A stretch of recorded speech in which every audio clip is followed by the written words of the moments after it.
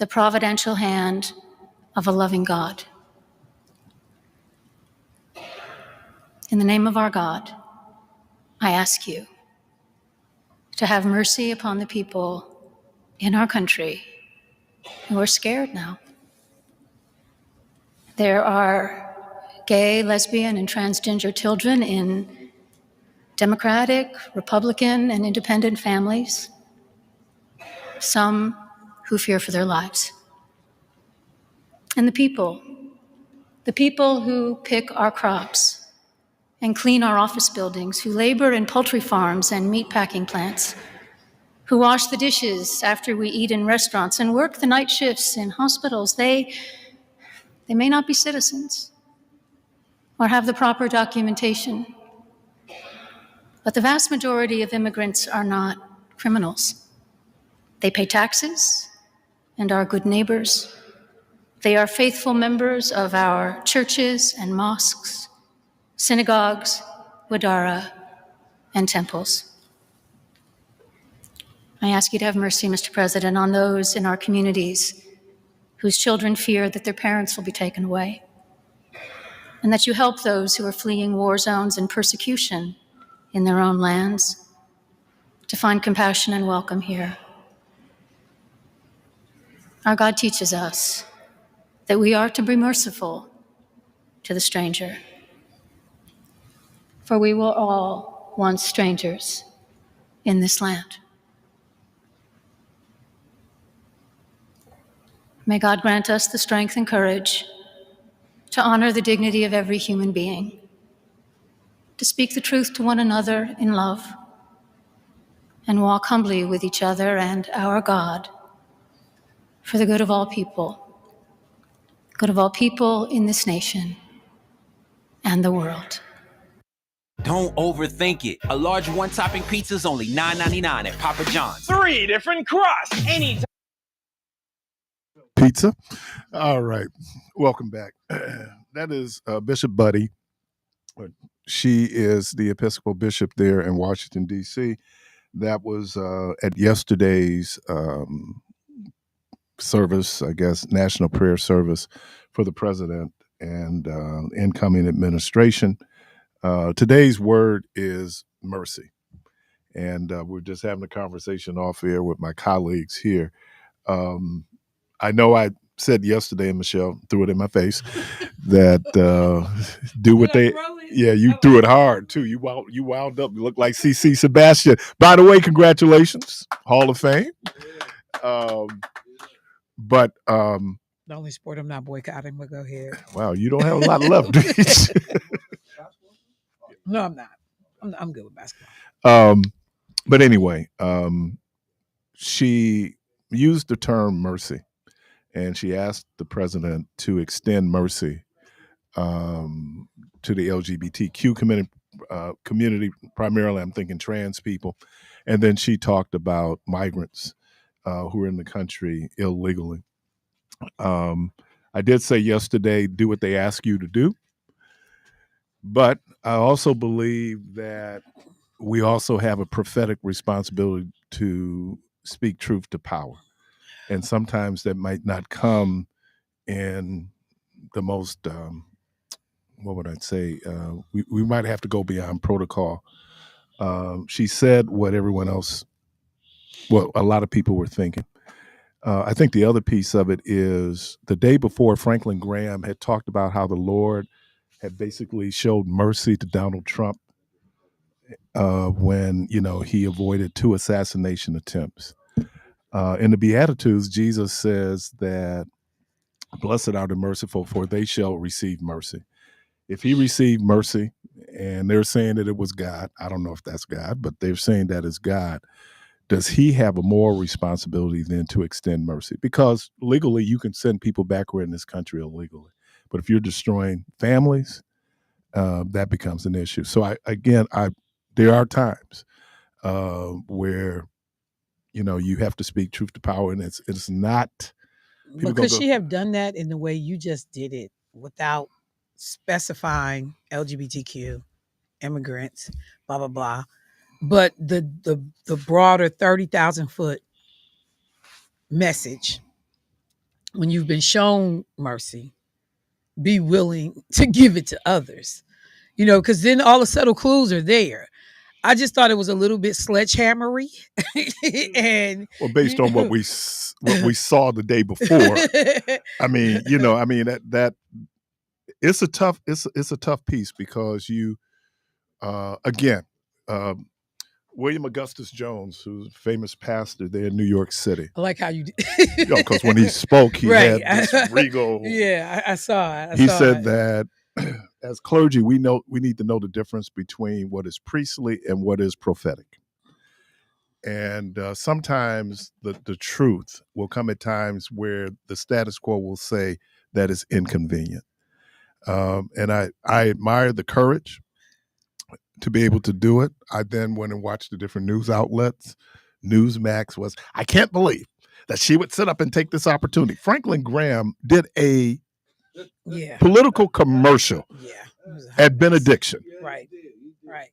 And so what I'm saying is that, and Michelle, I know, but I know, make it right because yes. Franklin Graham did it. No, then do I need to do it? Not because Franklin Graham did it, because it needed to be spoken to. Yeah. And when people, this idea of folks who profess to be followers of Jesus, where Jesus talked about the others, where Jesus talked about compassion, where Jesus talked about mercy, right? And you're able to go in and marginalize whole groups of people. You said it yesterday. They're coming after illegal migrants today. Who will they come after next? And so for a lot of us, we will sit back and go, well, they ain't talking about us, and they ain't supposed to be here. And really, when we get to the issues of trans, definitely ain't talking about that because I don't agree with it. That's the first group. And all I suggest you do is go back and read the history of the rise of the Third Reich and what Hitler did and what his folks did. And you started carving off. It wasn't the Jews right away. He started with gypsies, started with gays. Right. Then he got the Jews. And he would have got the Catholics had the Pope not cut a deal saying that, look, if we don't criticize you, don't go after Catholics. Sometimes you have to, that's a prophetic moment.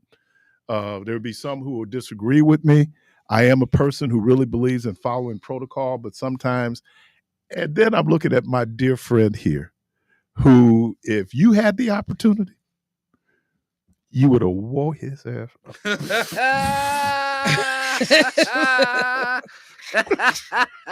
So would I? You would have wore him out. He would have been treadmill. He would have been treadmill. He would have been roadkill. I'm just telling you. Yeah. But I appreciate what you're saying. But I and she's sitting there looking all innocent, like, hey, oh yeah. But you should have saw his facial expression. His mouth was like, you would have wanted this sitting on the front row. But that would have been expected from me. It was unexpected, but I think they would have never invited me because they knew I would have done it. I'm so tired of false equivalencies. In terms of? Well, it would be like we talk about the pardons. I don't know how many violent offenders Joe Biden pardoned. Oh, my God. And they said, what about his family? His family didn't storm the Capitol. We talking about tax evasion. Oh, man, we talking, well. And trying to buy a gun and not disclose that you had a drug problem. How many people? Those were his crimes. How many people lie on applications? Tax evasion and trying to buy a firearm and not disclosing I'm an addict. Right. So I appreciate her. Thank you. Yeah, it was the talk of the day yesterday. She got a lot of pub for it. Because we were just in this love fest and Did she say something about being nice to black people? Because I ain't hear that. No. Because we weren't on his list yet. Oh, we've been on the list. No, we got Snoop. We got Nelly. Come on. Byron Donald. Come on. We had Byron Donald. That dude. Boy, after a while, you're going to be tired of being a mascot. He ain't learned. That part, yeah. You're going to be tired of being their mascot, man. Just like Vivek Ramaswamy. Right. They ain't learned. Right. Because if you were so cool, then the governor. No offers. Who did they name a replacement for Marco Rubio yet? Nope. You think it'd be Byron Donald? Nope. Okay. So anyway, I wanted to start it And off. we'll see if Trump asks for it to be like he's asking for the Ohio governor now to make Vivek Ramaswamy the U.S. senator. He didn't do it. Yeah, I know, but I'm saying he asked for it though. Well, he kind of knew, but yeah, but still, you put your name out there on it. Yeah, DeWine did not do it. He appointed someone else. Caller, welcome to the program. Good morning. And thank you for taking my call. You're welcome. And thank you for playing that piece, because when I heard it yesterday, I thought, how awesome. You know, not many of us get an opportunity to speak up because most of us are too afraid that we might lose something. But when you're so worried about your own life, then what good are you? And for Trump to do what he did, I hope a lot of people are seeing who he is. And the people outside of the United States, they're probably wondering, what kind of people live in the United States that they would put this man back in office again? You know, it's an embarrassment to us. And the people that are carrying his water, you have a legacy to your family and to who you are. And how much does that mean to you? That you live in a big house and you get this little salary and you do all this stuff.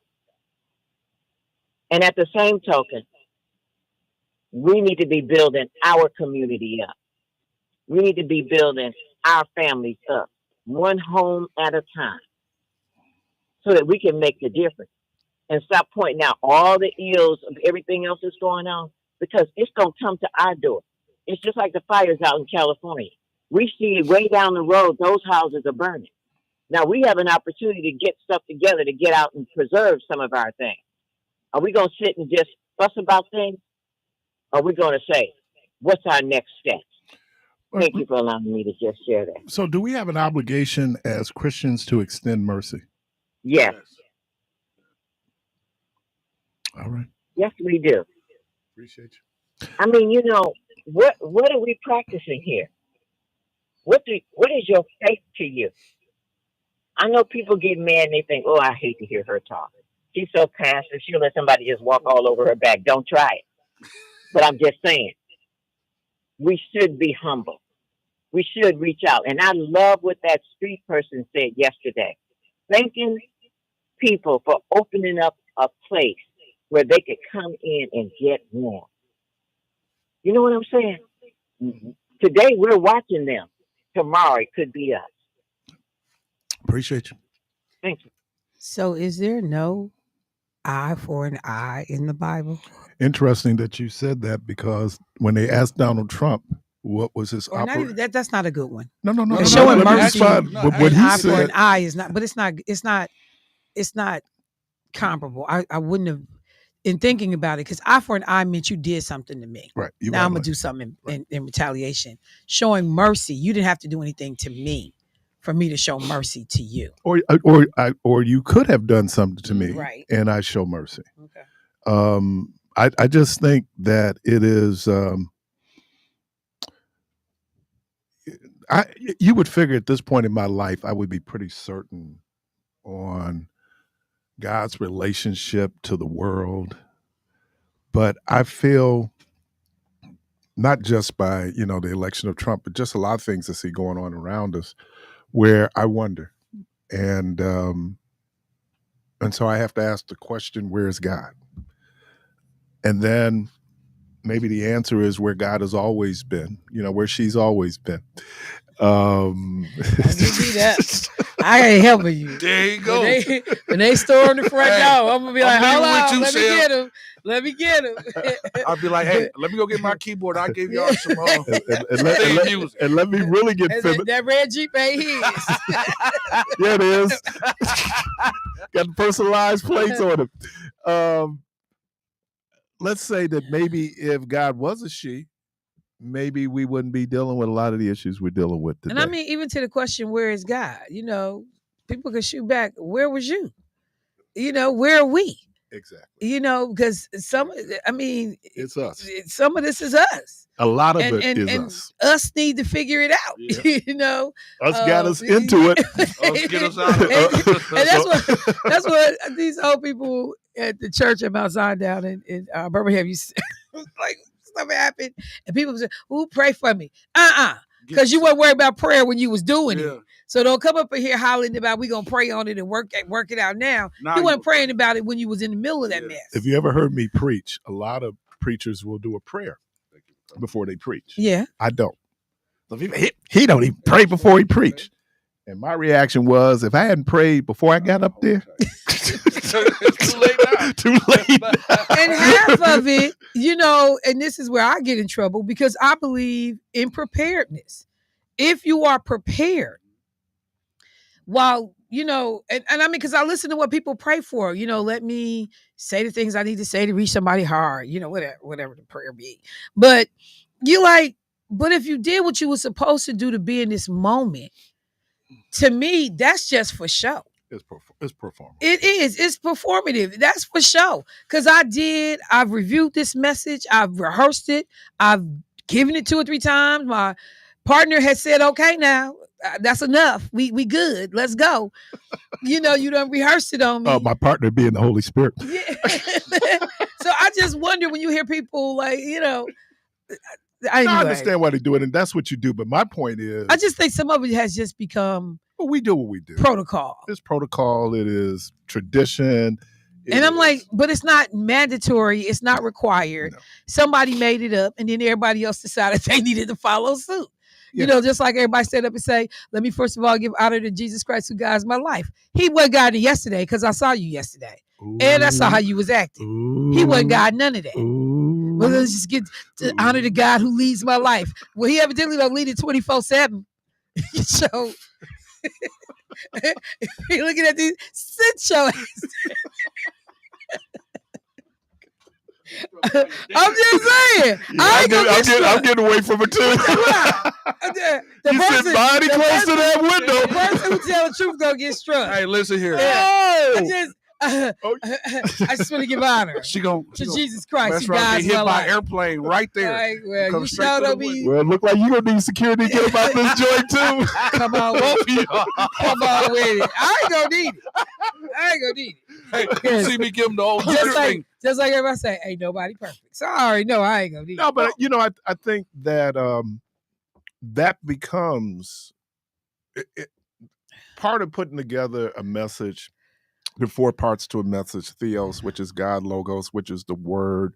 You know, you have pathos, which is the passion, and then you have ethos. What is the rule we get from this? What is this guiding principle in our lives? And so that's always a difficult one to manage. I think we got the pathos down. I think we can emotionally. Yeah, as soon as you see the handkerchief come out, you already know what's going to happen. And the organ he read, right, or he or she, they know. But you know who has, you know when the sale was coming. I got to shout them out because I love black preachers. You know, just got the coldest when R.J. Burt turned to his brother and tell him to give him what he needed to give him. Oh, and here, let me say this about Bishop Burt. He is a substantive preacher. Bishop Burt is good. He's a substantive preacher. I like it's great to have the gravy, messages. But he got the meat. Yeah. I mean, he is profound. I got a chance to hear him. Why this dude running these numbers? Yeah, nah. Like somebody said, they would sit next to me when I went to his church one time. They said, oh, he deep. Yeah. Oh, my God. You know, because he reminds me of Malone, but with the fire and the brimstone. Right. You know, with Malone is textbook. You know, in terms of it's a straight line. It's textbook. Scripture like said, and knowing the scriptures. Now, I could tell you that there's probably some theological distance between me and Pastor Malone.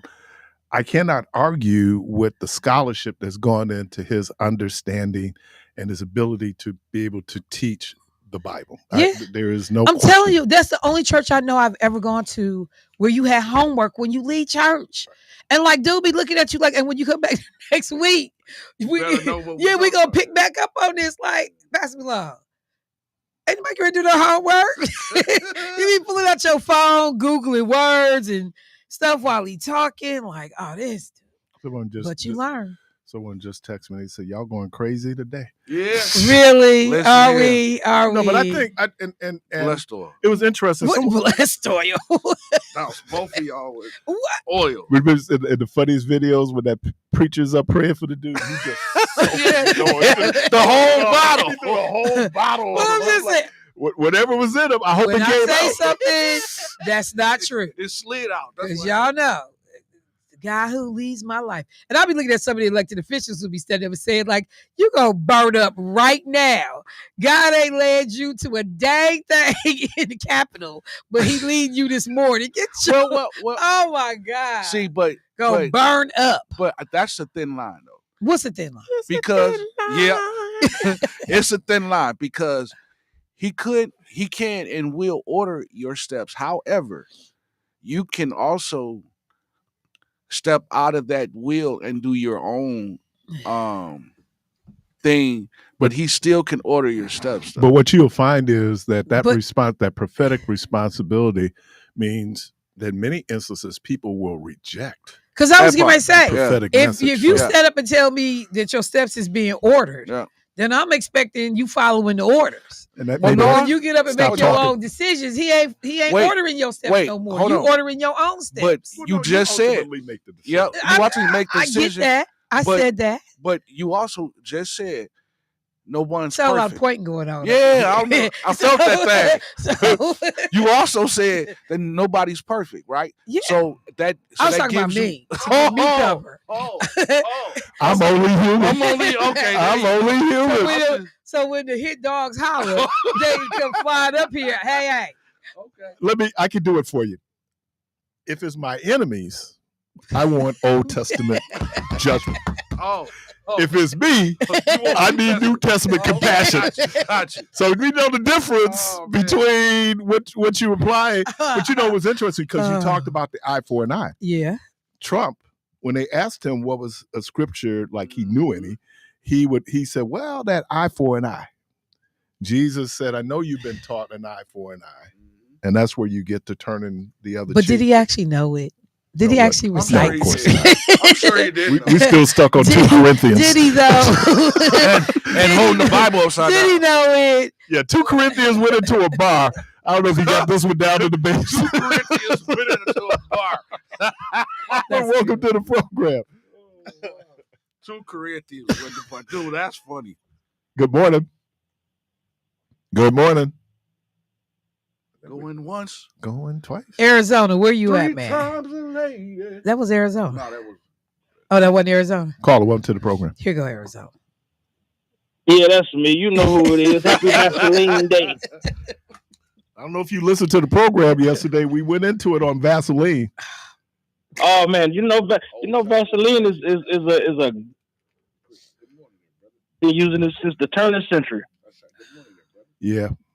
It's Vaseline to black folks. It's like what is it? Vicks Vapor Rub for Filipinos. This Filipino comedian got up. He said, anything happened in my house, my mom immediately went to the Vicks Vapor Rub. You got a broken leg? She went right to the Vicks Vapor Rub. But for black folks, it was Vaseline. No, black folks, it was rubber tested. Rubber tested. Carl Liver. Yeah, He's getting high off of the Robitussin. Yeah, you broke your leg. You Is get Lil rubber Wayne tested. still serpent? Let me tell you that. And the crazy thing about it had to be a white woman, a young white woman, to stand up in his face and tell him about himself. Could you not do this? And they surely thought the white folks weren't going to say that at the congregation. And she stood there 10 toes down and did it. And she was a woman, but no dudes want to do it to this dude. So it's big kudos to Looking her at for each doing what other she had to like- do. But some of it was They a had the degree of nerve to be self-preservation offended. because she is a member of the LGBTQ community. Exactly. When she talked about showing mercy. So I'm not saying that it was fully self-serving, but you know, Somebody had to say something. somebody had to say it. Yeah. So why not her? But there was a Yeah, yeah. there was a little bit of a personal interest in making the the plea. And that's what I say about the creator. She can use whomever she wants. Keep on. Here you go, man, boy. Hey, you better stop him. Hey, you gonna have me call in, man. You better chill out. Keep on. Rhonda's packing as we speak. She's packing my stuff up. When I get to the crib, it's all gonna be out there on the stoop. You ain't gonna be getting me jumped. Listen, and some days it'd be back in the day. It used to be so cold, man. You used to have to use 10W30 on your skin. That Vaseline was not working. Who used Where you don't get out of here? He's so crazy. That guy was rusting her. What's so wrong with him? As descendants of African people, we use what we have. You use what you have. What? 10W30. And you know what? And speaking of, how many grease cans did you have on your stove back in the day? Now my mama would mess with that with some bacon grease on it. Listen, You be like, dog, I feel like bacon all day. Smell like breakfast going to school. You wonder why people licking their lips when they right next to you. Let us run out of some Vaseline. My mama will put that mess on your elbows. Like, what is And over she didn't make a mistake and put the fish grease on you. Be running around and screaming catfish. Wait. The thing is, I got one on the stove right now. do people still keep a grease can? I think a lot of people still. I do. I do because once I might have fried chicken. I might have fried chicken. Yeah. I might have fried chicken one time, and that's it. And next thing you know, I siphoned everything out, and I use the grease can. I might use the grease can one more time. And after that, we dump it. Yeah, okay. Man, just go buy you a big thing of grease, man. No, man. You went If like you my fried mom chicken go. one time, She ain't buying no more Crisco. That's getting another use. We just did that. Another use. Yeah, we did that. That's another use. You got to get more than one use out of some grease. Hey, so we gotta now talk. fish grease it can go out right away. We gotta No, talk. fish grease gotta go. Yeah, fish grease gotta go. Got that cornmeal floating up at the top of it. But fried chicken grease, Man, that gotta go too. why? No. Cause If you I'm strain right it now, properly, it's fine. Hey, right now you balling. You gotta cipher it out. Hey, gotta man, figure you it know, out. He you ain't understand balling. me. You He know, a ain't couple balling. dollars, He man. You had a understand me. bonnet on up in here today. I can't stand her. So I guess the write-outs were affluent because Hey, mama, I the rest guess of we us did just something jumping right. in that can and waiting for it next time my mama go fry some chicken. No. Hey, so And what was my that? auntie- White grease. What was that? The white grease would be Crisco. anything. That's lard. That's Lard. Crisco. Yeah, Crisco. Crisco, yeah. Crisco. Now All I right, see now. people use that and then pour it back into the. Now, Rhonda uses Crisco lard to bake. Yeah, but they got an actual Crisco for Oh, man, baking. Crisco is... But nah, my mom and them would just let all the bacon grease build up till you had enough Do you to hear fry Dave chicken. Chappelle? You hear Dave Chappelle talking about Diddy in the monologue? Yes. He talked about the baby oil. Yeah. He said he should have used Crisco. Yeah. But I like what he also said. I had to think about it when he said, Dave Chappelle in his SNL monologue the other night, he said, if you go to my mama's house right now, we still got the same bottle of baby oil that we ain't never actually got to the end of the baby oil. This dude that went through 1,000 bottles. And I thought about it. I said, I don't recall us ever getting to the end because we supplemented more Vaseline. Let me say this too. I used to say baby this to my because it makes your clothes greasy. to my Couldn't get that. single moms who had sons. So you notice you can't keep any lotion and you can't find any towels. That is no. That is true. Inappropriate. As a single mother of a son. You're listening. Gross and inappropriate. All I see you have a great This cat is crazy.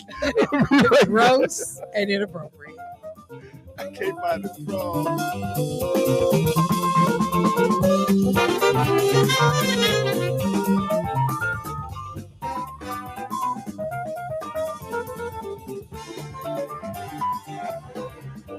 The Milwaukee Black Excellence Awards is celebrating 4 decades of excellence. The passing of a loved one is emotional enough without adding the stress of funeral arrangements. By pre-planning, you receive the desires of your heart while taking away the burden from your family. It also saves you money, providing the dignity and respect your memory deserves. And there are times when life ends unexpectedly. Please know that the New Pitts Mortuary is here to lend a helping, caring hand anytime, day or night. We are the New Pitts Mortuary.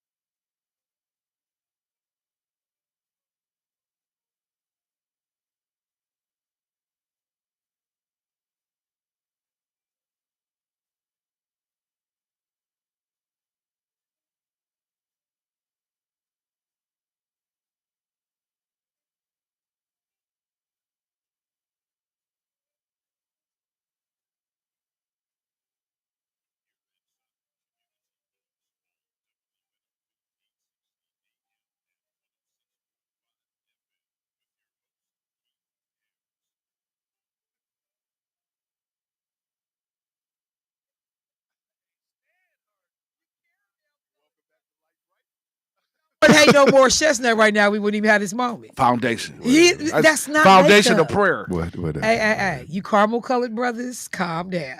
Carla, That's welcome. black gold right I'm there. mocha. You get it right. Mocha. And that's why it begins to chip and fade. Mocha. You get that right. when you black gold, like Morris Chestnut, look at that. Perfect. That Ricky.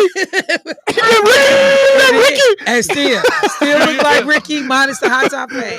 That's Ricky. Minus the high top fade. Carla, welcome to the program. Good morning, Mr. Parris and everyone. Good Ms. morning, Bryant, Christopher. Mr. Rideout. Assalamu alaikum to you all. Y'all just listening to you speaking about an eye for an eye. And I think Mr. Parris responded with the turning of the cheeks or something like that. Yeah. And that has to do with mercy, but the eye for an eye has to do with war and justice. And in the book of Obadiah, chapter 1, verse 15, how it reads, it reads, as thou hast done, so shall it be done unto thee, that the day of the Lord draws near. And I think it ends with what thine own reward, it will be returned upon your head or thine head. So pretty much what you put out, it's like karma. The energy that you put out, you should expect it to return to you. If you are a wicked taskmaster or a tyrannical type of minded person, and those are your interactions with everyday people or wherever it is, in your house, in the world, in your workplace, if that is your disposition as a person and you think that you can just do that, then you're living foolishly. And as the scripture teaches, that pride goeth before a fall and haughtiness before a foolish spirit. So with everything that has happened to us in America and throughout the world, wherever we are, every nation will be called to account to the detrimental acts that they have exacted on Black people, primarily here in America. And Black people are always incorporating others who do not have our best wishes in mind and who have not died or fought as vigorously as we have to maintain or to even gain the little things that we have gained. And that is a part of our problem. And I remember at a Savior's Day event when the Honorable Minister Louis Farrakhan spoke about how we have rejected the teachings of the Most Honorable Elijah Muhammad. And so in rejecting those teachings, we reject our own salvation, because those teachings are exclusive for us primarily, but it incorporates others, because we as a people, as a nation within a nation, are in the worst condition in the whole entirety of the world. Wherever you find Black people, you find downtrodden, abused, disenfranchised, marginalized, people who have been excluded, who have been ostracized. Then you have a few of the crabs who are allowed to escape the barrel, who look down upon the rest of the crabs, and they do not provide a rope or an avenue of relief for those who they think that they have escaped. So no one's going to get away with what they have done. And as the minister said, the Honorable Minister Louis Farrakhan has consistently said, watch the weather, because the weather will give you the hallmark as to what time it truly is. We need to wake up, get the scales off of our eyes, the plugs out of our ears, and we need to focus on what we ought to do for ourselves, because it's not going to get better. It's going to get worse. And if we haven't learned from the past with the examples that have been set before us, then we are doomed to fail. As the gerbil or the mouse in the wheel consistently spinning in a circle, we're going nowhere fast because we look to the wrong people to solve the problems that we as a people can solve ourselves. Thank you. You were talking about eye for an eye, which is taken from Leviticus, Exodus. What it is comparable justice, for an act. So if I pluck your eye out, then we should pluck your eye out, right? In certain countries, they follow the Hammurabi code, which says, like in Saudi Arabia, if you steal, they cut your hand off. Jesus, and responding to eye for an eye, this is found in Matthew 5, starting at the 38th verse. So you heard that it was said, an eye for an eye and a tooth for a tooth. But I tell you not to resist an evil person. But whoever slaps you on your right cheek, turn the other to him also. If anyone wants to sue you and take away your tunic, let him have your cloak also. And whoever compels you to go 1 mile, and go with him 2, give to him who asks you, and from him who wants to borrow from you, do not turn away. Jesus talked about the extra mile. Just that whole thing was that because of the Roman occupation, if a Roman soldier was coming, he could require those subjects to carry his stuff for a mile. Jesus says not only carry stuff for a mile, but take it 2 miles. Now, whether or not you subscribe to that, that is Jesus' teaching on that. Let me say this about justice. Justice needs to be mitigated by mercy. If we're absolute in our justice, that's what judges are there for. You know, what Judge Taylor is there doing, she takes it in, you've been convicted. What is, do I mitigate that justice, or how should that justice be mitigated?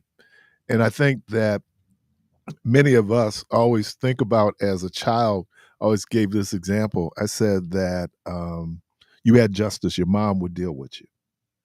But then you might get mercy, which I rarely saw.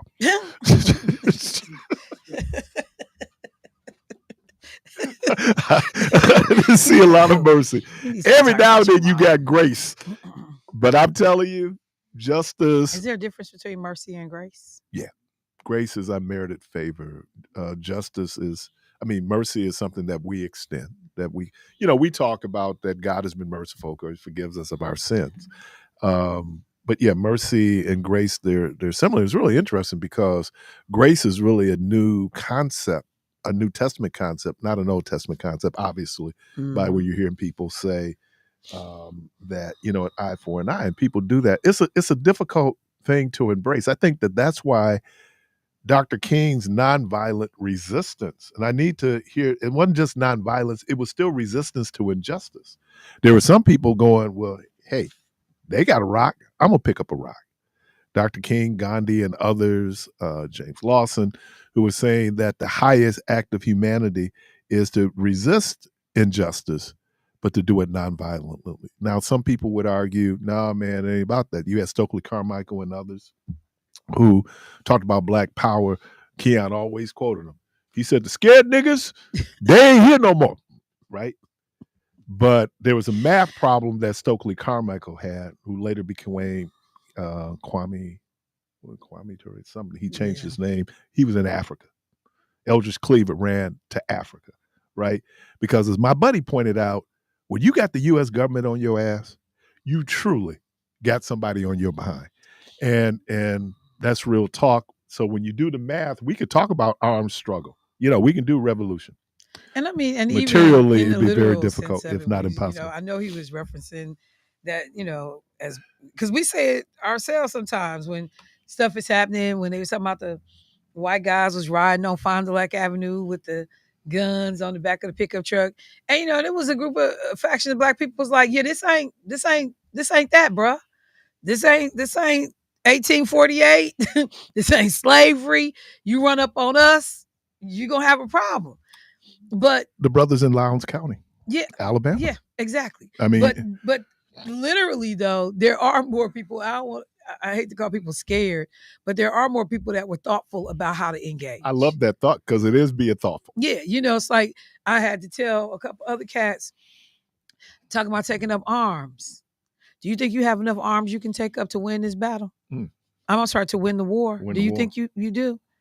Because whatever happened right now on Fond du Lac, as soon as that last bullet is fired, it's a whole nother level of bombs getting ready to be dropped on you. You do not have the military wherewithal to fight and win this war. Now, you can fight. You can take the grandstand, but you need to be strategic about, so how does this end for Eastside not John, just you but our community? Eastside John was talking about Masada, and Mhm. that's that mountain Right. where those Hebrew militants back during the time of Jesus and right after Jesus had taken on the Roman Empire. And so they were on that mountain and they figured, oh man, Rome said, yeah, you be on that mountain, you never coming off that mountain. I mean, it's even, I think about in modern day, Israel and Hamas. Yeah. When Hamas took the gamble that we're going to, in their mind, respond, retaliate for past injustices, I'm like, did you really calculate the loss of 40,000 lives and nearly every physical structure that was in these, in the Gaza Strip and in these communities? Did you really make that calculation? Because I would love to be able to go back to them today and say, if you had this to do again, is this the way you would have executed that strike? Would you have still fought, understanding that 40,000 people? Yeah. And I know that number got to be 50 now, because we've been stuck on 40 since before last October, September. But they've never increased that number really. But to be in the moment, and it seems like it makes sense in the moment. Someone described being in love is jamming eternity into a moment, but life is more than one moment. And you're right. If I could look down the road and feel like what would be the long-term effect. So let's take reason out of it just for a moment and just think about it. For a generation, these folks who pulled off the October 7th or 6th attack, these folks had been, Israel, it was a concentration camp. So after a while, in their mind, I ain't got nothing to lose. And when you have a person out there feeling like they ain't got nothing to lose, you got a different conversation. And you're correct. And we're so focused on this nonsense that's going on in Washington. What we're not hearing is that now Israel is expanding into the West Bank. Right. So we all caught up into this other thing, and this is why that Netanyahu was excited about Donald Trump being reelected. Yeah, because you got carte blanche to show your behind. And then, so you're right. But that's 2020 is hindsight. There's been some situations that you go into, and in the moment of passion, I was watching, I started watching Gladiator 2. And I don't know what city but it was in Africa where they conquered that city. And they had a great defense, but they couldn't match the Roman Navy. I mean, Rome had stuff that was literally, when I was in South Africa and we were in Cape Town, and the tour guide that we had, a black tour guide, he's giving us all this British history. And I said, I want to know about the original people, not the folks who invaded. Tell me about the people that are indigenous to this area. And so then after we go through that, I said, how was it so easy for them to take over all of this? And he took us to the artillery area, and some of those original cannons are still there. And he said it wasn't a stick, spear, or stone that could prepare them for what these cannons was doing. He said they was knocking them out. And you just had to think about, because they outnumbered. Black folks outnumbered these people. Yeah. But because of the arsenal, the artillery, and how archaic and primitive a dang cannonball is. When you look at it today, like, come on, man. But what they got for folks today, if people you had, again, you had a Navy, which was allowing them to be able to get that material there. Robert Kennedy would do it. I'm going to paraphrase the quote he used. He was talking about Carthage. He said that they made it a desert and called it peace. And in Gladiator, you will hear where they talk about how Rome will come in and will destroy everything. And then you get Pax Romana, peace. They called that peace, right? If they were going to conduct the Vietnam War,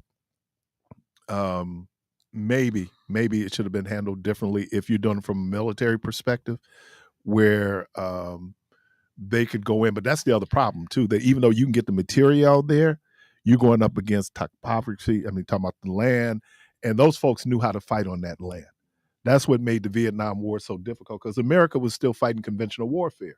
We go in and do what we did to the Japanese. The Japanese had no tunnel system like they had. Hamas had a intricate tunnel system. El Chapo, he hired engineers to build a tunnel system. Understanding your landscape and then being able to use that That's why to we your couldn't advantage. get Bin Laden for so long. Oh yeah. Well, there was a couple things. I don't think they really wanted to get Bin Laden. But how could he be in Pakistan, one of our closest allies in the area, and nobody know he there? But I mean, when you talked about the ability to navigate that terrain. Yeah. Because what was the other guy before Bin Laden that they originally was trying to point everything to? Saddam. When you looked at some of the, I mean, I'm just saying in terms of terrain, and one of the things the U.S. military said, we fighting some stuff we have not dealt with. We don't know this. Yeah. They just came up with IEDs. Yeah. And you didn't have it because you build these military personnel to be able to move quickly. Yeah. They had to refit them to put steel plates up under it because they was just blowing them up. You see convoys and all of a sudden you see an explosion because people are being innovative. It's amazing how innovative we become when it comes to war. Yeah. A lot of the technology that we benefit from, let's just go back to the airplane. Airplanes weren't originally built for commercial flight. They were built, was used for the military. Yeah, because matter of fact, wasn't we the first to have the B-52? B-52 was a monster. The B-52 was probably one of the great instruments of destruction. Yeah. B-52 goes back to World War II. Yeah, but that B-52. I mean, the B-50, and when you would see them carpet bomb like Vietnam, North Vietnam, and here's the other calculation: never underestimate the will of people. That's Ukraine right now. Right, the will of people. They should have been gone. Right, the will sometimes will all your military technology.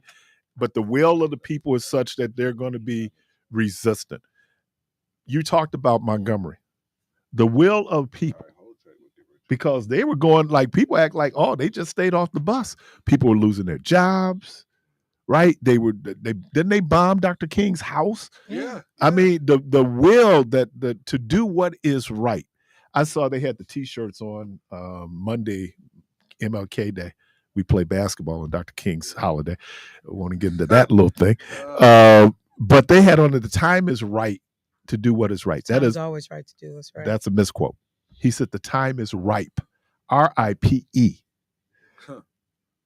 Which that changes the whole thing. He always says that the opportunity is always there to do what's right. Here's the problem with doing what's right. You're going to get pushback. Yeah. And the righter you try to be, the more pushback, because now we're dealing with the laws of equal and opposite reaction. Evil is as determined to stay on the throne as righteousness. Yeah. I mean, and so that's what so then it comes down to, are you going to continue? In Milwaukee, for 200 consecutive days, people walked across that viaduct. That's will. And maybe sometimes our will gets just sapped out of us. We get older, I'm invested in it. But not, I remember watching the thing they did on veterans. This guy was in officer candidacy school. So, he's trying to become commissioned. He talks about how they had a fitness test and part of it was running. And he would always quit. He'd get to a point, I just can't do it. And he quit. He came up to the last time. If I don't get it done now, I'm not going to get my commission. He said when he got to the point where he would normally quit, his will kicked in. Yeah. And that is it. We romanticize people out and who are in leadership. Dr. King, Coretta had been out against the war prior to him. And Andy Young and others were very concerned about him getting involved with the peace movement for two reasons. One, it was going to alienate probably the best friend Black people had legislatively in Lyndon Johnson. But he said that he was fearful that the peace, those folks who were doing peace, because you had Students for Democratic Society, which was a little bit more militant, he would lend his name to them to give them credibility. Right. They were going to feed off the credibility. When they brought Dr. King to Memphis with SCLC, they were giving credibility to that march. And there were some people very resistant to Dr. King coming in. Local black leaders. You know what? We don't need no Dr. King here. We've been getting along with these white folks for years. We know how to talk to these white every now. But here's the thing about freedom. And my mother used to say that. She said that freedom comes with responsibility. That if you're moving towards it, it is not going to be easy. And I think that's what we're looking for. Like we look back over the years and act like, oh, one day, all of a sudden we was free. I mean, and we still ain't free. Our households, it comes at a cost. Oh. And you just got to understand, my grandfather used to say it a couple of different ways. He would be like, freedom comes at a cost. You got to decide if you're able to pay the piper. You got to decide if you want to pay. And you got to decide if you got a long enough bank to pay. And I was like, what does that mean? And that was will and, resistance. And I used to say this, in order to be a preacher or politician, have your own money. Because if you're in somebody's pocket, and there are a lot of pockets. Which was indicative of that clown that was up there doing the benediction and all his hooping and hollering. And then you steal a speech. Nigga, what is wrong with you? Caller, well, I can use that for him. No, you cannot. And he's just all teeth and he just Caller, welcome to the program. Wow, I finally spoke to you. Anyway, I want to ask you a question. Somebody was asking me, and I'll make some comments, maybe 2 or 3 comments, and maybe some questions. First one's going to be, Mike, they were talking about an eye to eye in the Old Testament. Mm-hmm. Then it says, turn the other cheek. And somebody says, isn't that contradictory? That's the first one. And the next one was dealing with the immigration. But my understanding is when they were children of Israel in Egypt, they were learning the language and learning the culture of the Egyptians. And they were allowed to practice their religion and everything else like that, my understanding. The straw that broke the camel's back was when they increased the labor. Moses had gone to ask, could they go out into the wilderness to worship? And Pharaoh turned down the request. Okay. Yep. Okay. What about the, is the Bible contradicting itself when it says, love your neighbor, and then it says, get rid of your neighbor, an eye for an eye? Yeah, I think that's because people do whole Bible, and the great danger in doing whole Bible is you need to put Bible in context. The Old Testament was the Old Testament. The Old Testament was written for a nation of people. New Testament is a little bit different. It talks about the individual's religion. When you hear people talk about like the festivals, these were corporate things. It wasn't the individual. It was the nation. When the king would go out, that whole term scapegoat, the black goat that you would send out, the sins, and I think that's done in Rosh Hashanah, where the sins would be put on a goat and you send the goat out into the wilderness, right? But that was for the entire nation. I think with the New Testament, it talks about you as an individual and as an individual believer. There are a lot of people who are very fundamentalist when it comes to, they take the whole Bible and give it equal currency. You really can't if you put it in context of being a Christian, because in a Christian, your overarching driving theology should be found in the New Testament. And then this is the whole thing about people wanting to do the Old Testament. And I always love Dr. Myers because she begins to tell people how you're violating the 613 Leviticus codes. She asked, are you wearing a wool blend suit? Do you eat a cheeseburger? Do you go to Red Lobster? Do you eat scrimps? All these things. Now, obviously we don't, that I was just thinking about when Jesus, they were talking about this man being healed on the Sabbath. And Jesus gives the example, well, if your ox was in the ditch on the Sabbath, I bet you go get your moneymaker on the Sabbath, right? And then he pointed out, he said that the Sabbath was made for man and not man for the Sabbath. I think that sometimes we need to realize that church is made for people, right? It benefits us. But sometimes we make that the most important thing. The Sabbath is that day where we should rest and we should recharge. But you don't become slave to the Sabbath. And so that becomes the exception. Now, if you're a practicing Orthodox Jew on the Sabbath, you don't even turn on a light. They pay people to come in to turn on their lights, right? You don't cook. You don't do anything. And that's great religious observance, but there are going to be times where I know I'm not supposed to turn on the light, but if I don't turn on the light, we going to die. Which is, I was watching a movie about this Jewish family, and it just show you how deeply people are in their commitment to religion. The woman had used a plate to serve something on, right? She can't use that plate on the Sabbath. So her husband, who was a practicing Orthodox Jew, threw out the whole meal because he said the whole meal was contaminated. Now that's great if you believe that religiously, but if you hungry and I'm gonna throw out the whole meal because of a plate, and I think that was the logic that Jesus is trying to get people to understand. Don't become a slave to religion, because many of us are slaves to religion, and that goes beyond Christianity. No, the religion is the thing that edifies you to make you the best person. And we become so slave to it that, we argue about what people should wear to church, right, as opposed to let's get them to church. I mean, and you know what I'm just saying, and then we can figure out all this other stuff, and that ain't God, that's us. You're right. She don't care what you wear. Oh man, there you go. There you go. Yeah, one other question. There you go. Okay, Keith. Yes. Yeah, but he was talking, and then okay, about the thing about the immigrations and everything. But then they learned Then they know the Egyptian languages or something like that. Oh yeah, but they also were able, okay. Where but they were in intact cultures, not like the Babylonian captivity where names were changed. They had to pick up foreign languages, and the whole issue with Daniel and the 3 Hebrew boys was that there were certain things they weren't going to do. That term taboo, which you call an abomination. The king said, you know what, the whole dietary thing, I'm cool with that. If that's your thing, that's your thing. When it came down to bowing down and worshiping, that's where they drew the line. And so to the point that you have been taught that I will give up my life because I should not bow down to any man. And when you hear this whole fealty to Trump and people talking about Trump, and what I find amazing is that Christians will do their fealty to any man. I love Barack Obama. Barack Obama is one of the great presidents come down the pike, but I don't worship Barack Obama. I mean, cool. Did you see him though when he came in? Obama got swag. Oh, that brother got that stroll, man. All right, what was your last question, man? Or you, whatever.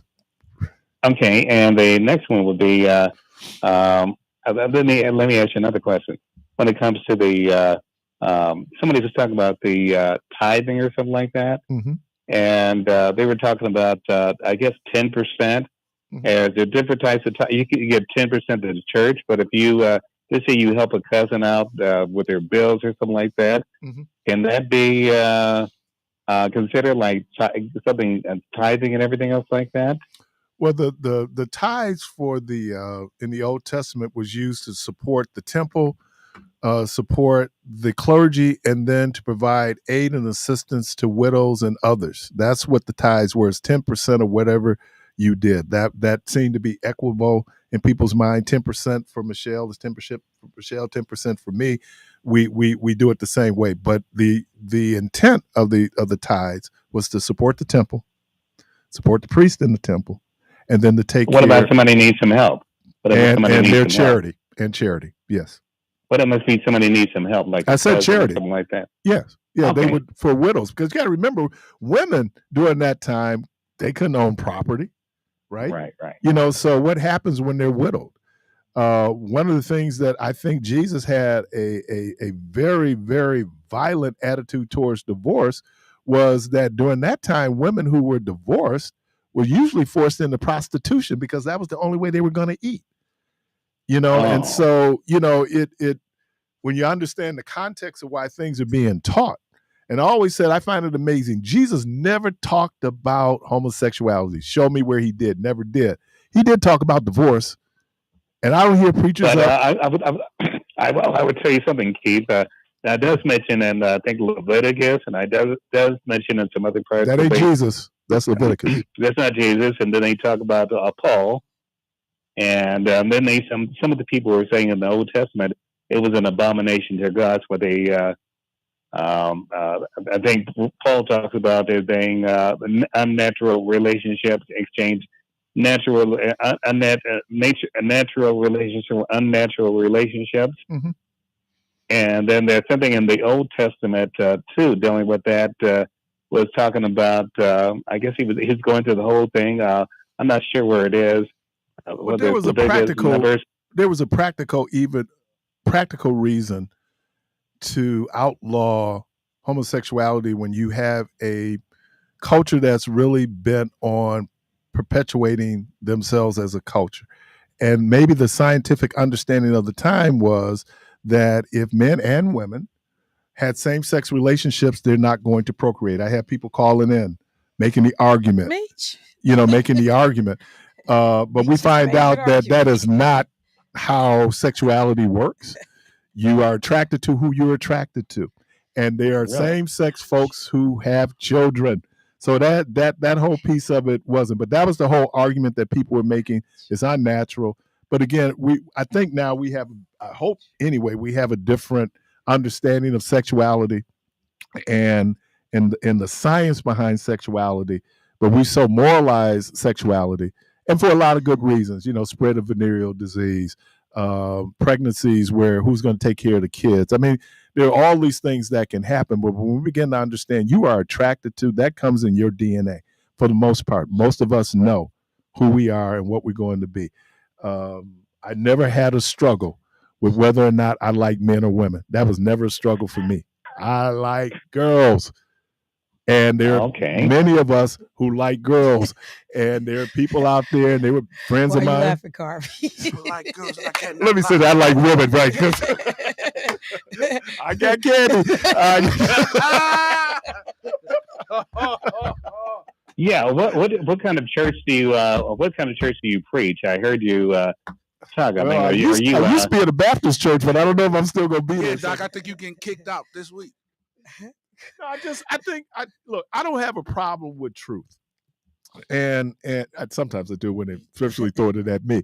But what I'm saying is that I think we have an obligation. When I start off saying that I'm still questioning, I think for the rest of your life, you should really be questioning things that impact your soul and your spirit.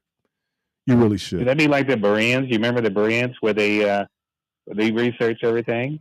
Yeah, and they checked it out for themselves. Are you trying to be like a Berean? No, I'm just trying to be accurate, and that's what I pray for.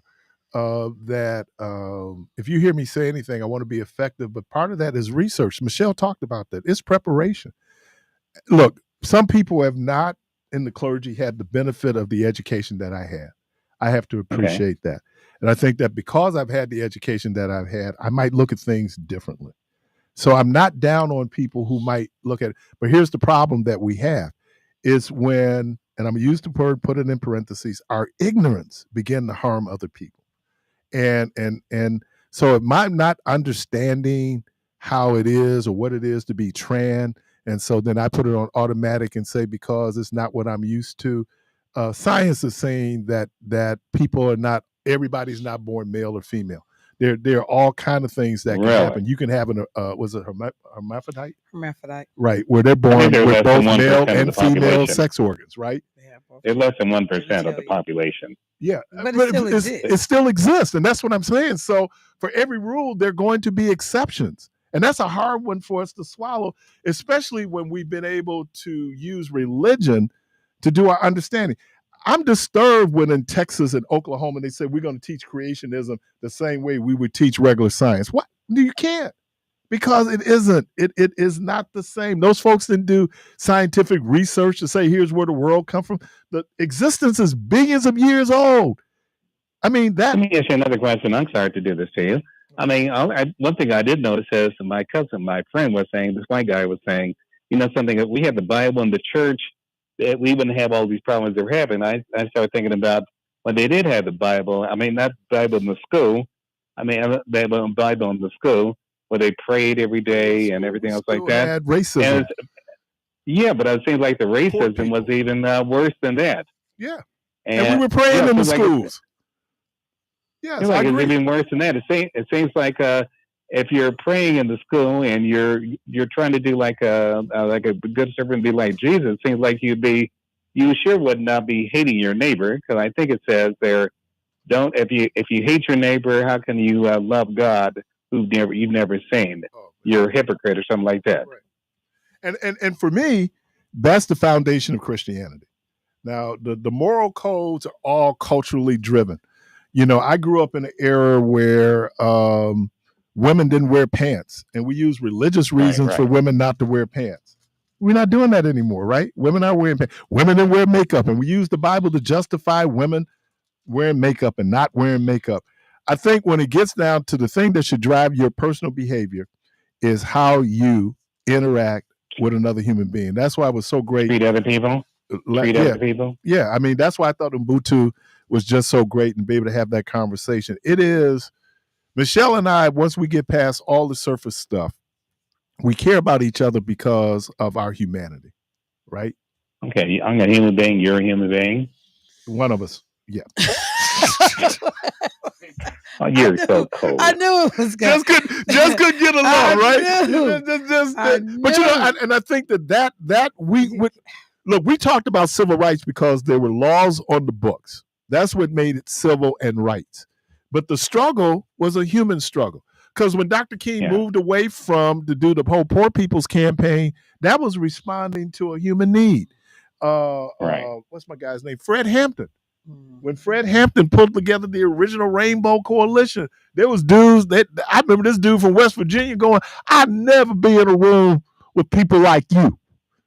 But their common suffering as humans said, "I let that nonsense go." And so we get into all these kind of pedestrian surface things. And look, I ain't saying they ain't real. Like someone said, was it that's Hassan Jeffries, who said that racism is what did he say? The race is a construct, but racism is real. Yeah, Hassan. Yeah, I mean, for us, it was created, but we deal with the awful effects of racism. We deal with the awful effects of misogynism and how we treat women. Those are human things. Once I get past the fact that we have different kind of sex organs, that's still another human being there.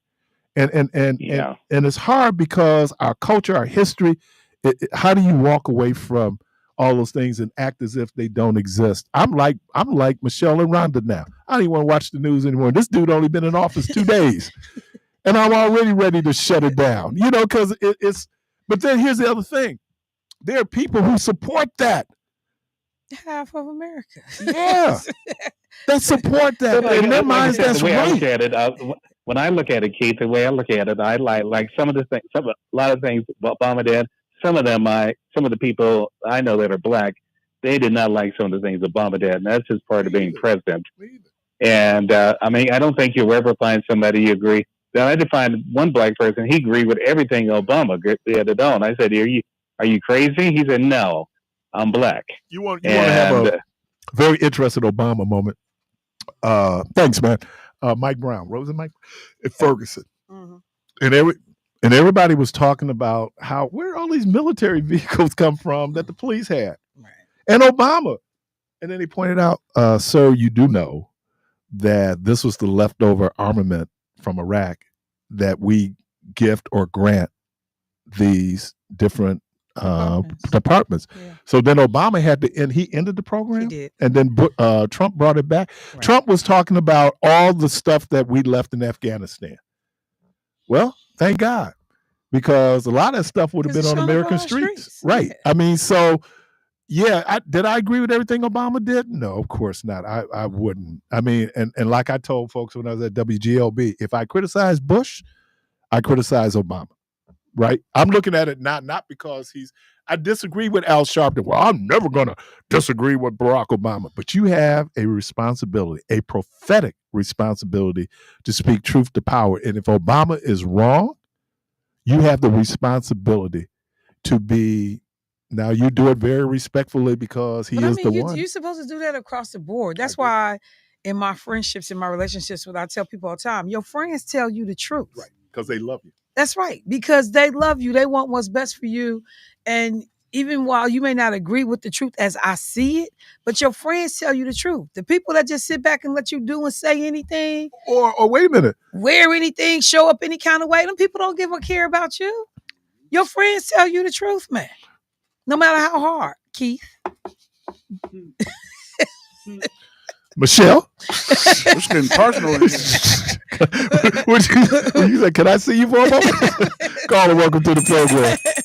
Fight. Good morning. Good morning, Keith. Good morning, man. And I think your other talk show host is still there, Miss Bryant. What's up, Germany? Sister and brother, I think I've had my belly full with this New Testament, turn the other cheek.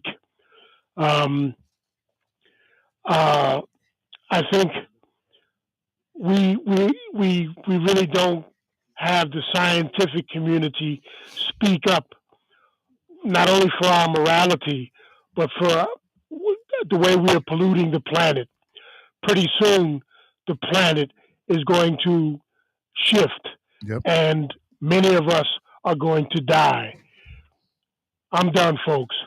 Appreciate you. I received a text that said, did you hear yourself say that same-sex couples can procreate? This statement is absolutely false. Without the contribution of the opposite sex, two men alone or two women alone cannot procreate. Is this truth? Yes or no? Okay. Let's not be absolute. What I'm saying is that I have two great gay friends. They have 8 kids between them, not with each other. Obviously, a man and a man cannot create a child. But that doesn't mean that gay people are not creating children. Right. They are. And so if your concern was whether or not they would they are. They're not necessarily, they can't do it the other person. Well, yeah, that's what they talk about. No, but that's being Come on, absolute. No, that's being absolute. And they look, there are heterosexual couples who do IVF.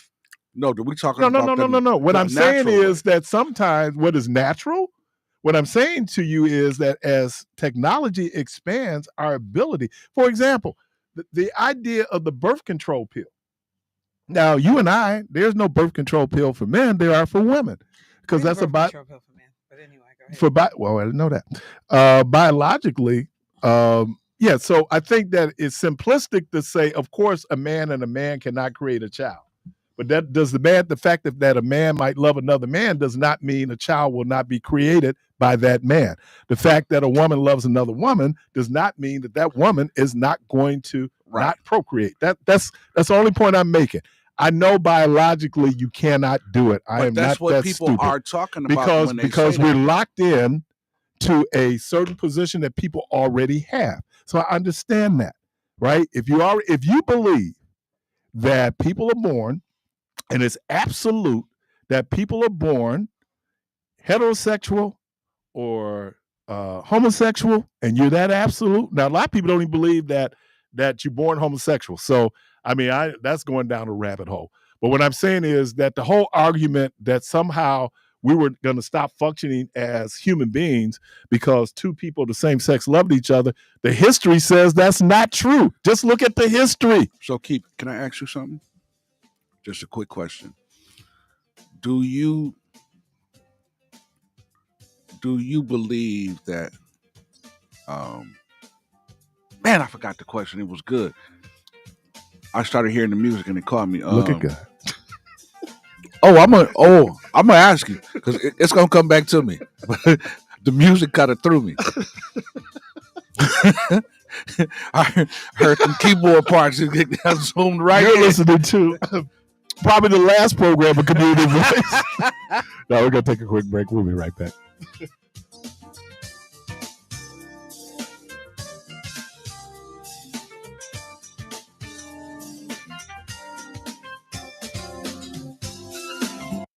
The passing of a loved one is emotional enough without adding the stress of funeral arrangements. By pre-planning, you receive the desires of your heart while taking away the burden from your family. It also saves you money, providing the dignity and respect your memory deserves. And there are times when life ends unexpectedly. Please know that the New Pitts Mortuary is here to lend a helping, caring hand anytime, day or night. We are the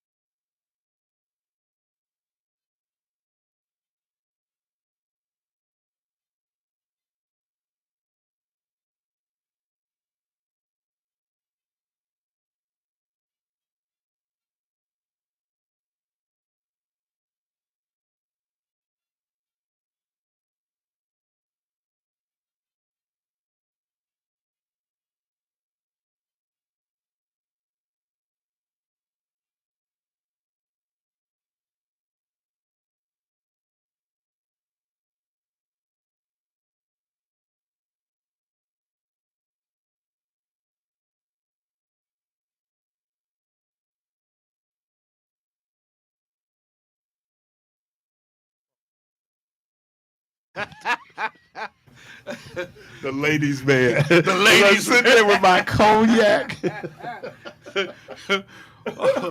What was that? The ladies' man. Who was that played in that movie? Was it It's Tim Meadows. Yeah, that movie Will was Ferrell. funny. Yeah, what you got to do is you got to yeah. And it started off as a skit. They have 11 movies that came from SNL. The characters they played. Now, I think I can do a lot of them. Wayne's World, The Ladies' Man, MacGruber, The Blues Brothers. Who else? Oh, the movie with Will Ferrell and Chris Kattan where the dudes dancing.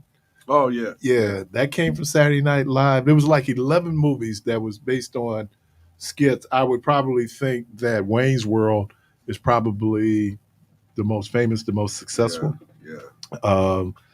Coming off of SNL, and today is this year is the 50th anniversary of Saturday Night Live. And they do a whole thing on. There was a five-year period where Lorne Michaels wasn't there. And they talk about the season that changed everything. I think it was season 11, where they were known as Saturday Night Dead.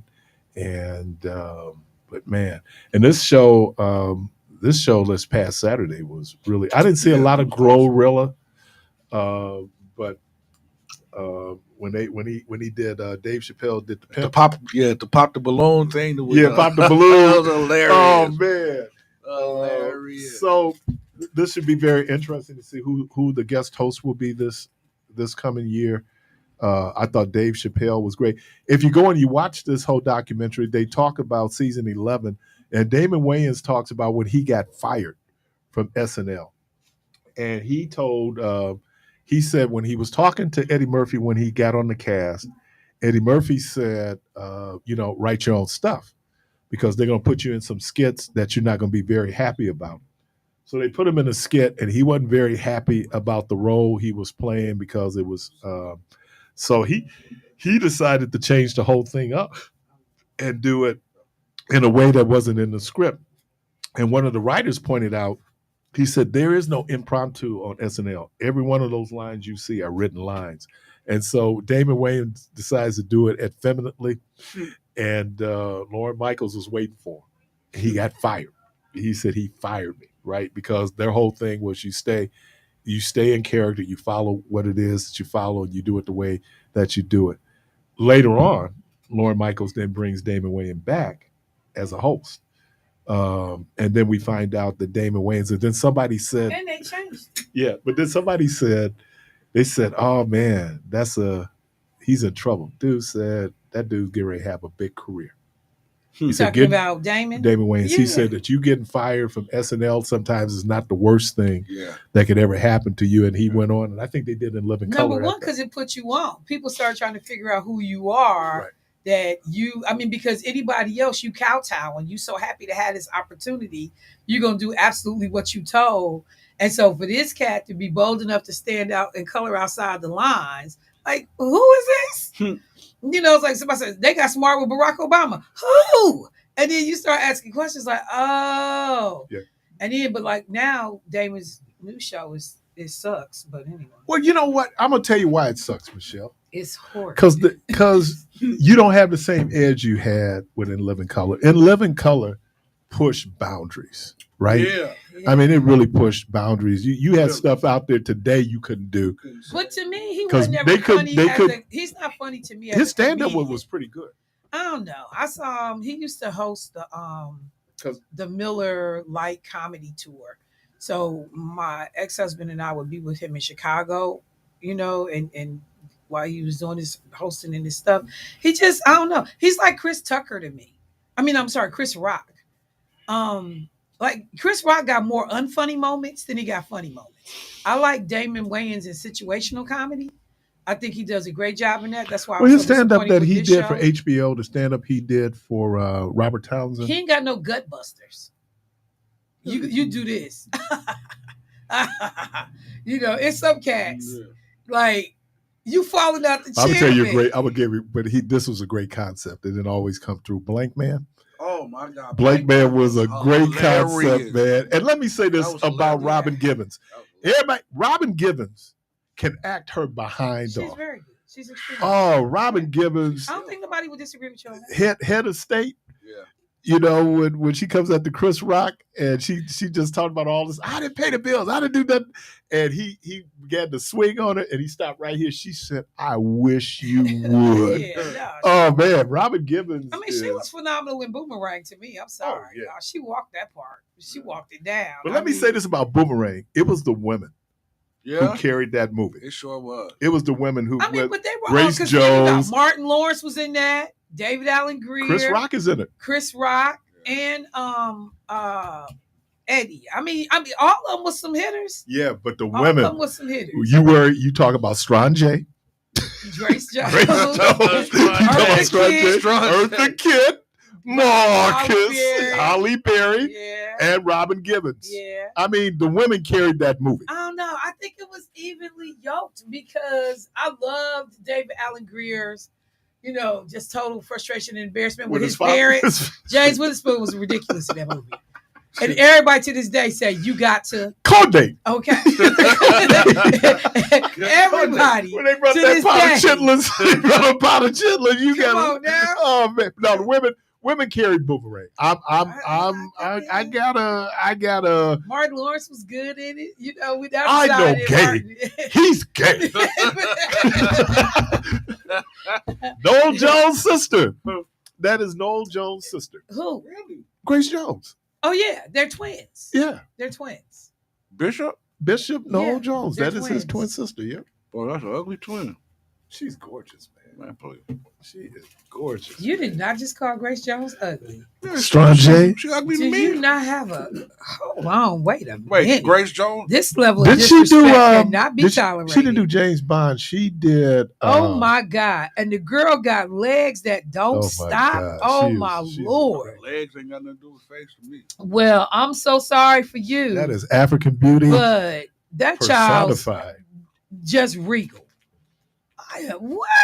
And then who's my guy? Jeffrey Holden. Jeffrey Holden plays. Yes. He created that commercial. Yeah. That was the wrong person to get that to, boy. Remember when Grace Jones was married to, what's his name, who played in Rocky movies? Was it Dolph Lundgren? Mm-hmm. Yeah. She's just such an exotic beauty. We did not call her ugly. But no, Strange just put it over. It's so awful to call people ugly. That's such a hard. Because I ain't the finest thing to people, so they might say right out ugly. But ugly is such an awful. It's just not your type, right? It's an awful way to describe she's ugly. somebody. I don't think she's ugly. I think Grace What's Jones. ugly about her? Yeah, her face. What though? Her face. What about her face is ugly? I don't like it. But what's ugly like the about bottom it? of my shoe. I don't like it. No, it does not. To and me, you know it what? do. You should stop that. I'm telling the truth. That's awful. This is to me. I don't care. That's awful to talk about any human talk being about in that if way. I don't like it, I don't like it. That's awful. Say That's what you want. awful. It's ugly to me. To say that somebody's face looks like the bottom of your shoe. Yeah, if it's the truth, it's the truth. Awful. I don't like it. That's awful. You don't like it. Just because you don't like it does not mean that it's ugly. It's ugly to me. It's unattractive to it's you. It's ugly to me. It's unattractive Nah, to unattractive ain't the word I'm using. It's ugly to me. That's awful. No, what you're saying right now, it's ugly to me. You're saying it is ugly. It's ugly These are like people, man. You don't talk about I people don't like care. that. I don't care. It is Some just people so, are ugly. No. And that's one. That's ugly to me. I'm sorry. Oh my God. That's terrible. I think Grace Jones is ugly. She is not. I think the Grace most Jones. beautiful, stunning skin. Yeah. The deepest, craziest eyes. That woman is beautiful. In her own way. Yes, all of us are in our own way. She's ugly to me, though. All of us are. She's ugly to me. You know, there's 2 or 3 people out there that don't think I'm attractive. Yeah, ugly. UGLY. Ugly. I'm just tell you right now. Tell me. If you ever call me ugly, no, see, listen. I'm gonna tear you fine to me. This radio But listen, station. but I'm gonna tell you something. I'm gonna tell you right That's now. my opinion. That's awful. The woman, the woman look like trash to me. I'm so mad at you. Hey, I'm and sorry. I just love the fact that they were able to take in that movie hurt me. taking that movie, her persona, because because Grace Jones was doing like disco, right? Pull up to my bumper. Pull up to my bumper. Yeah. And then but Straw J was she was over the top with Straw J. But tall and commanding presence, strong features. I mean, when you think about like Africa, the continent, all of that my skin Nubian so sister. black it's midnight. My Nubian sister. Like, I mean, her skin so black it's midnight. Listen. That girl, boy, I think that just because you got black skin, that don't make you fine. Well, what makes you fine? Usually it does. To me, yeah. Your face. What about your face, man? What? Can you be more descriptive? I know. What, Carby? What am I going? Yep, it's on. I would say your face. Nice, pretty eyes. What are pretty eyes? Give me an example of who has pretty eyes. Pretty eyes will be Halle probably Berry. like Hazel Halle or Brown. Berry. She got pretty eyes. So wait, pretty eyes would be Hazel or Brown. So you're talking about eye color. But this is my perception of no, but I'm saying, so you're saying eye color is one of the things that makes you pretty. Yes. Okay, what else? Maybe if you got like a well-rounded face, not no pie face. Not no pumpkin face. What about how important is hair? How important is hair in all of this? Oh, I love natural, so you got to be. Well, you don't have to be, but I would prefer natural hair and not using all that makeup and just natural. Bro. Let me say this, and Justin, I grew up with my mother put on us, and my mother would say to us that the darker you are, the more beautiful you are. And now you got to understand when you look at my mother and to hear my mother say that, some people would say it's a contradiction, but it really wasn't. So I fell in love with dark skin, beautiful black skin, because my mother said that was beautiful. As a matter of fact, if you grew up in our household, and I did a lot of gunning, I was one of the best. The last thing if you'll never hear me talk about your complexion. I'll talk about everything but your complexion, because when we go, and I still cringe when I hear some of these dark jokes that people tell, and people get a kick out of it, and I'm going like, dude, first of all, let's not internalize. Even the compliments, because people be like, "Oh, that's my chocolate chip baby." Cut that out. Oh, come on, cut that out. Come on, Coco. Cut that out. Or I've heard somebody cut that out. That is not a compliment. You know what that I struggle with is I go like, she is the prettiest black. And I think maybe, but she's just pretty. And the black is why she is pretty. It is because I tell the story the first time I saw Michelle, I was like, look at that. Look at that. Yeah, when I first, and then she opened her mouth, and then I was like, I can't stand it. Messed all that up. I mean, it just. Yeah, that's almost like somebody saying, man, that's the finest 11:59 p.m. I've ever saw in my life. Now, I've heard somebody call a chick that, and she was smiling. She was, oh, thank you. But I thought about it, and I thought about what you just said too. Like to me, I don't think that that's a compliment. Calling somebody 11:59. But tell people what 11:59 means. Everybody don't close to midnight, dark. Right. So, but I think that at some point there was also a deliberate because there was a deliberate effort at one time by the Black community to go back and add value to uplift people, men and women that were dark, because for so long, brown paper bag tests to get into sororities, fraternities, Howard University. To universities, to get into social circles. If you was, we know if you Black, stay back. If you brown, stick around, blah, blah, blah, blah, blah. So people went out of their way to try to, send a message, not just to us, but to the broader community and the broader world. You don't get to define for us what's beautiful. Right. How dare you tell somebody that because they got midnight cold black skin that they not pretty on just the basis of skin color alone? We saw this woman from Ghana. I was at a conference in Chicago, and me and my boys was like, dude, I mean, and she was. And have you ever seen that group of Africans? They real dark. Beautiful. But they got like cobalt blue eye color. Mm-hmm. It's this one tribe. It's the crazy. I'm gonna see if I can find a picture. It is the most startling thing you have ever seen. And let's talk about the internalized racism that she's talking about. I was interviewing some folks from the Oshkosh 98. Everybody remember what happened? Those 98 black students that go to Oshkosh get kicked out of school because they protesting the whole thing. One of the undercurrents I was hearing was that there was a light-skinned sister saying, yeah, because part of my experience was y'all didn't think we were black enough. Mhm. It was this colorism that we deal with, and we're still dealing with it in 2025, where, you know, it is the thing that makes descendants of African slaves in America so incredibly beautiful is the mosaic. You know, you go to Nigeria, people in terms of complexion is pretty homogeneous, right? But when you get to America, when you get to the Caribbean, when you get to South America, and you begin to look at how we come in all these different hues and colors. Here's another thing my mom never let us say. Black people don't have bad hair. Say it one more time. Black people don't have bad hair. Now, you can have people who have kinky hair, you have people with straight hair, but mama said that all black hair is beautiful hair. You know, but part of it is those things that we have been incorporated to believe what beauty is. And so we have to do that standard. Carla, welcome to the program. Yes, hello. This is Angela. Hey, Angela. Hey, Michelle. Yes, ma'am. I agree with you. Grace Jones is a beautiful lady, and he needs to sit down. How handsome is he? Very handsome, baby. His I'm mind. very, very handsome. I Yeah, need well, you to look, go to my I'm gonna have to Facebook come page check- and I'm look gonna at me, have to baby. check Take me that out to out. dinner, baby.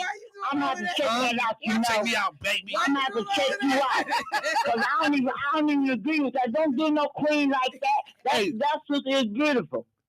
You might be ugly. I might be to you. I might be. That is true. Don't I put might, no queen I down. might be ugly. Don't put no queen down. No. Because I don't even appreciate that. No. You Well, gotta listen. get yourself together.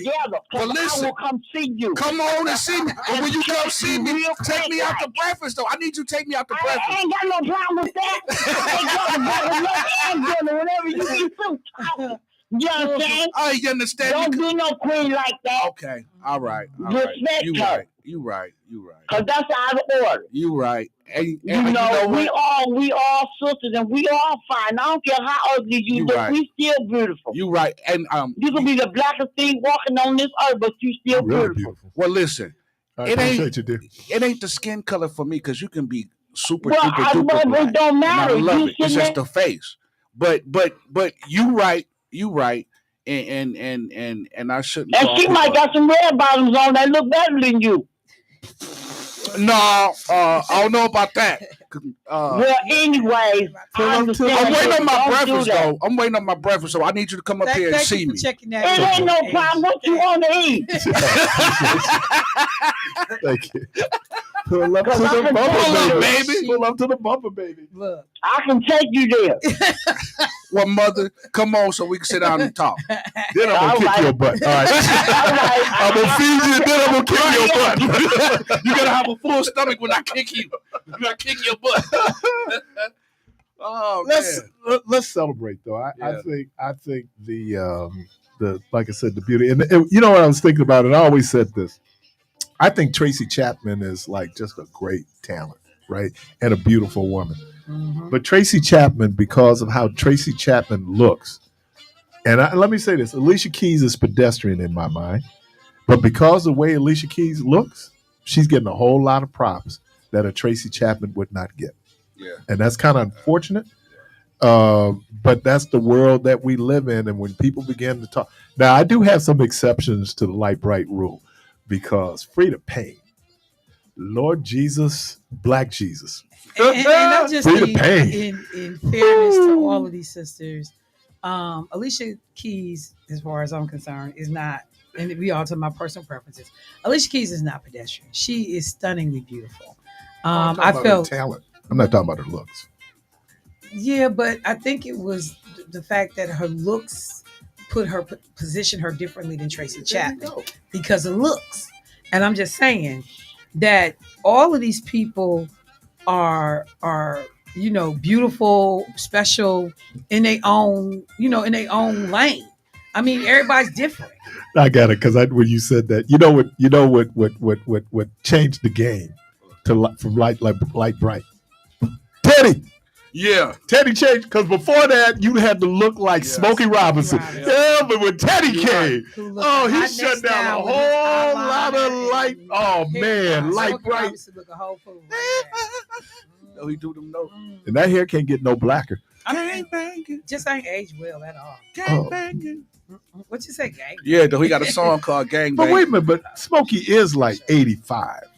Oh yeah, sure he is. Yeah, he is. Come on, man. I mean, but like, I ain't gonna say it. I ain't gonna be messed up. Yeah, but Teddy changed the game. I just happened to be coming of age when Teddy came out. I remember sister coming up telling me, "You don't even have a shot."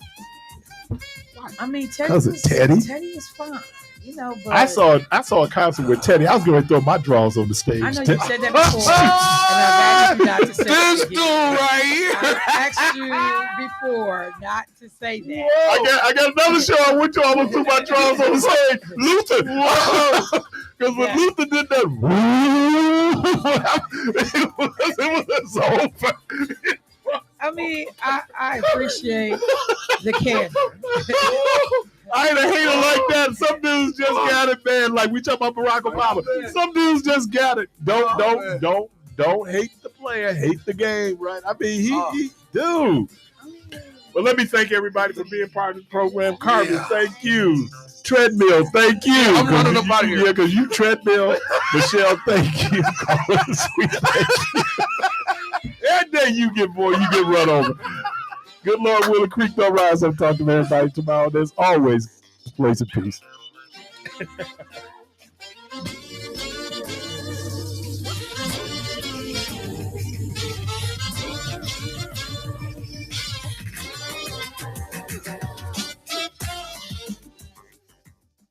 Habari Ghani, this is the